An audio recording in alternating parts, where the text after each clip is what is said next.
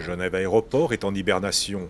Des halls de départ et d'arrivée vidés de leurs passagers, des boutiques fermées et des points de rencontre désertés. Depuis le mois de mars et malgré une légère reprise de son activité à partir du mois de juillet, la deuxième vague de la pandémie due au Covid-19 démultiplie désormais la crise majeure que doit affronter Genève Aéroport. Au mois d'octobre, le trafic passager a chuté de 85% et l'activité aéroportuaire enregistre une moyenne de 23 décollages par jour, une activité semblable à la situation vécue au mois d'avril. À cette date et au plus fort de la crise, seuls 300 passagers franchissaient la zone d'embarquement. Des chiffres qui sont à eux seuls des indicateurs de la gravité de la situation. Au mois de février 2020, l'aéroport avait enregistré 1,5 million de passagers. La ligne rouge, elle serait quand la reprise serait tellement lente que finalement elle épuisera tous les moyens qui sont à disposition de tous les acteurs.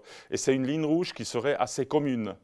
Même si je peux imaginer qu'il peut y avoir quelques acteurs qui l'atteindront un peu plus vite. Et peut-être finalement, le dernier point qu'on n'a peut-être pas vécu dans les dernières crises autant, c'est que ce système ne dépend pas que des compagnies aériennes. Il y a plein d'autres acteurs et si on fait l'erreur de que soutenir les compagnies aériennes, on pourrait se retrouver avec des compagnies aériennes qui pourront voler mais ni atterrir ni décoller. L'aéroport a déjà pris une série de mesures pour limiter l'impact de la crise financière qu'il doit affronter. Chômage partiel, embauche gelée, suppression de 56 postes. Toutes ces mesures devant aboutir à une réduction de la masse salariale en 2021. Ce qu'on doit reconnaître, c'est on a beaucoup moins de revenus et nous payons nous-mêmes nos investissements, c'est-à-dire on n'est pas du tout subventionné.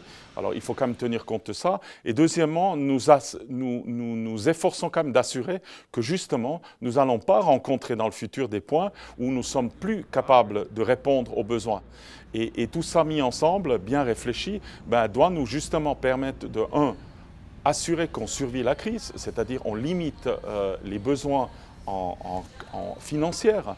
Et deuxièmement, nous ne condamnons pas le futur de l'aéroport. C'est quelque part là l'équation où on doit trouver la bonne réponse.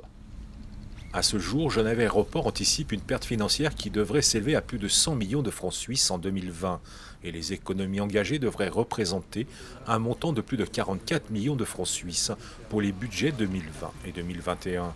Une approche comptable de la situation qui vise également à maintenir la capacité de Genève Aéroport à gérer la reprise dès que celle-ci se présentera.